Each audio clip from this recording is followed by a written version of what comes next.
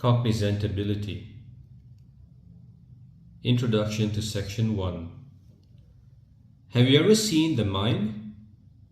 No, you have not. You have seen the effects of the mind through its many faces and its many ramifications.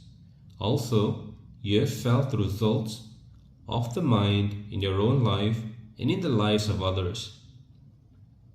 Come on a tour of the mind with me into the depths and find out how simple or how complex it can be.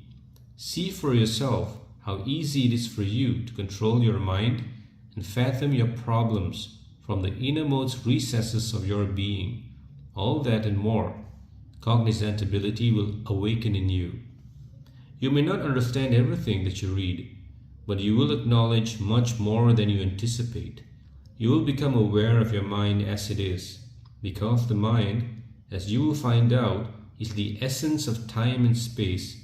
You only create time and hold a consciousness of space in the lower realms of your mind.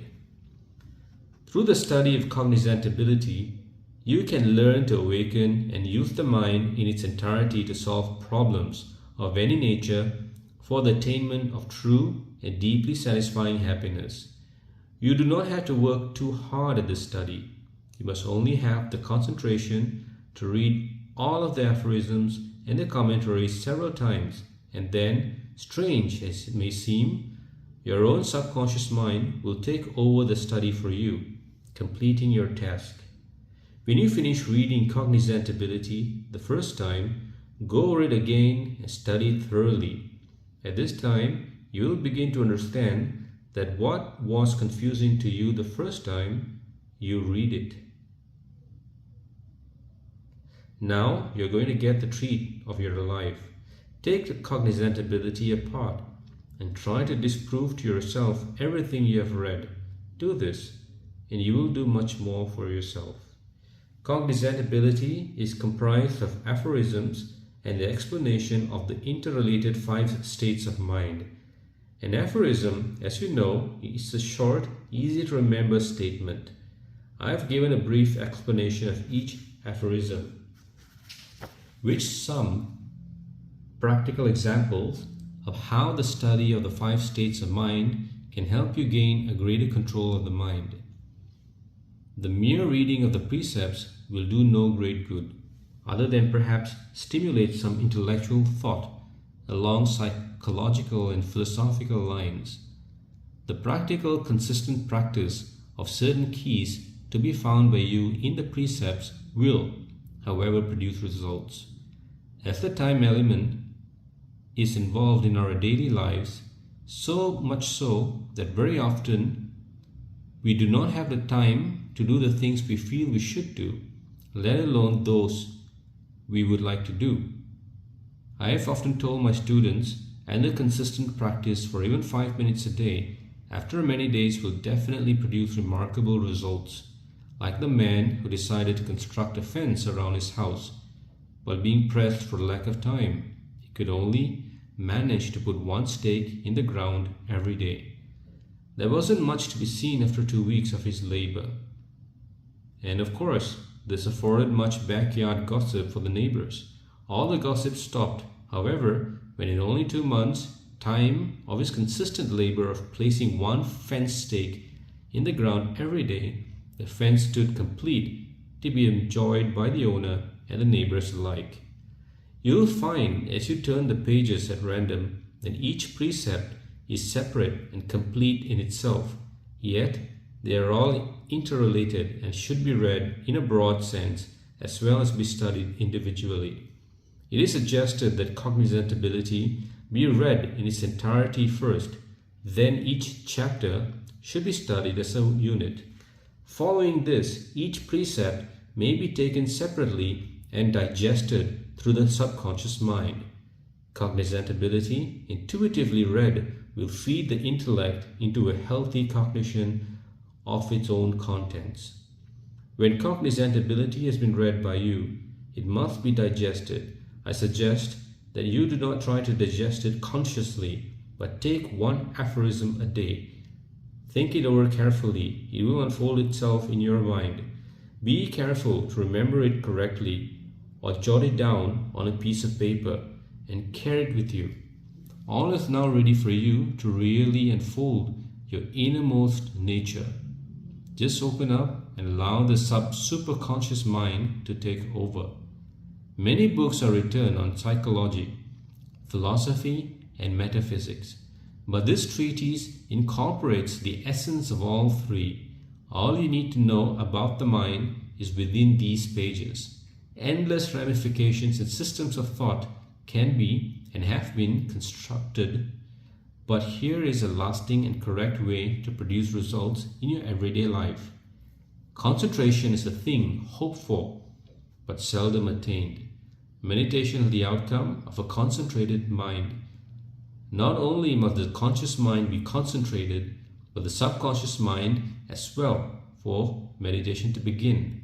Once the mind becomes pointedly concentrated, even for an instant, something remarkable begins to happen. Concentration releases into the field of consciousness the resources and actions of other parts of the mind which were hitherto seemingly and unadvisably shut off. The result is concentration not only of the conscious mind, but also towards the same goal, the forces of the subconscious mind as well. When this happens, there takes place what is known in yoga and Buddhist literature as meditation. Meditation is an integrated state of mind quite different from the ordinary processes of sequential thought. The deeper one goes into this state, that is, the more one succeeds by concentration in releasing blockages, the more the various rivers of the mind flow in, and progressively wider and deeper cognition and understanding unfolds. This, of course, must be experienced, but the experience does come as we make progress in our attempt to hold the mind consciously and subconsciously one-pointed in concentration. The next step is called contemplation and comes as a steady growth out of meditation.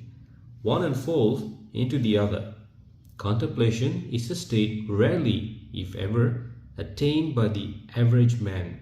It did not concern us too much here, as it flows quite naturally out of successfully sustained meditation. There is nothing fearsome or dangerous about it, but it is an experience quite different from either our ordinary sense perception or reasoning processes. It is in the nature of direct cognition of something through identity or oneness within it. The aim, of course, is the realization of the self. It is through this process that George Washington Carver achieved his tremendous knowledge of the peanut, leading to many inventions and uses for it. It is by this process, or an approximation of it, that some of our great scientists have come to some of their profound insights into the working of the universe. It is by contemplation and its succeeding state, samadhi or nirvana, that the rishis of old, the great saints of all religions, achieved their revelations. We are not trying to attain everything at once here, but you can see the road we are on. Each way station produce bountiful rewards in greater understanding of ourselves and the world about us, greater control and richness in our lives. We do not have to worry now about the last stages of the journey, but can well keep in mind the principal geography, the 5 steps of attention, concentration, meditation, contemplation, and samadhi. It is immaterial whether we now consciously seek the ultimate goal, samadhi, which is union with God, the realization of the self or truth, but whatever our needs are now, the way to their solution lies along the path indicated. As you progress in the earlier stages of concentration and meditation, solutions to your immediate apparent problems will unfold, and your life will be gradually changed course toward greater fulfillment and satisfaction of your real needs. These aphorisms should not be confused with the popular concept of affirmations. Some people direct their energies through concentration on the repetition of affirmations, ignorant of how and why they do or should. Sometimes they come to a conclusion that it must be beneficial by the eventual outcome. When one begins to affirm a positive statement, a well-qualified foundation of what is desired and the responsibilities entailed, as well as the vibratory rate of the words themselves, must be taken into careful consideration before repetition to impress a subconscious state of mind. An aphorism is different. It is well-qualified, easy to remember statement to be thought over and placed in the subconscious mind, where the deep understanding of such a statement will gradually be unfolded from within yourself. In reading Cognizantability, you will learn much about aphorisms. Should you be one who uses affirmations, you will be happy to learn that when you open the door to the superconscious mind, you will need no helpers or crutches. You need nothing but the willpower within you to help, protect, and provide for you and give you self-respect. Yes, I said respect, for that is the last thing we acquire. Respect too, often reversed into pride, inferiority, and a lack of understanding by imposing superiority on oneself. Yes, respect for oneself is the last acquired possession on the journey through the mind. For the self is not known until the mind is put in order and mind cognizes itself, dissolving itself into its own bed of peace. Before you turn the page and begin the study of cognizantability, I'm going to impart to you two statements to exercise your mind. Number 1, how can we forget what is forgotten? Number 2, how can we remember what is remembered? These are two statements that can be discussed, talked about, and dismissed without ever coming up with concrete conclusions. Now, let us take into consideration the following. How can we remember what has been forgotten? That is the way you would write it. But I said, how can we remember what is remembered?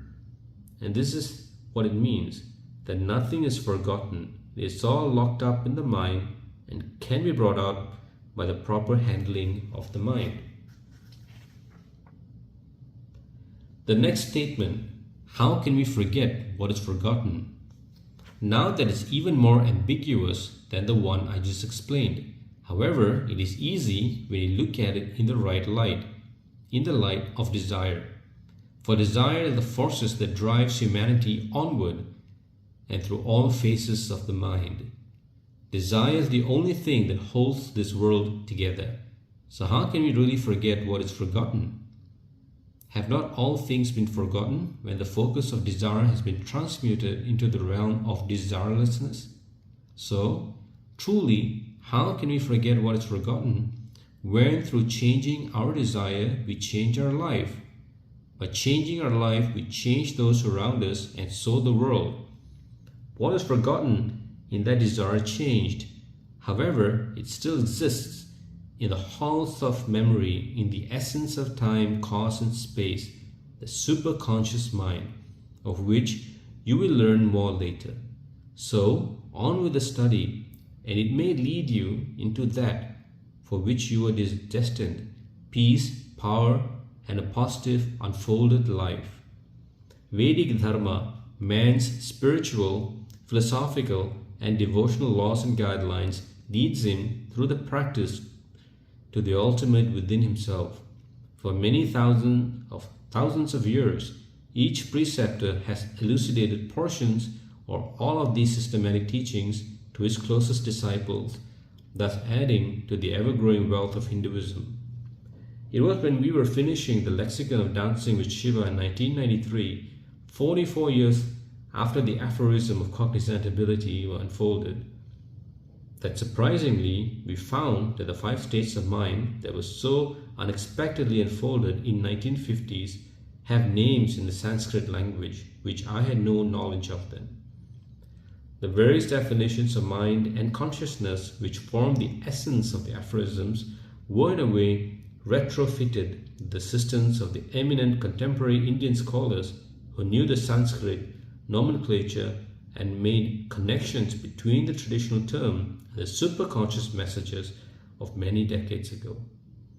They are as follows: conscious mind, Jagrat, Chitta, wakeful consciousness; subconscious mind, Samskara Chitta, impression mind; sub-superconscious mind, Vasana Chitta, mind of subliminal traits; superconscious mind, Karna Chitta, causal mind; and sub-superconscious mind, Anukarna Chitta, sub-causal mind.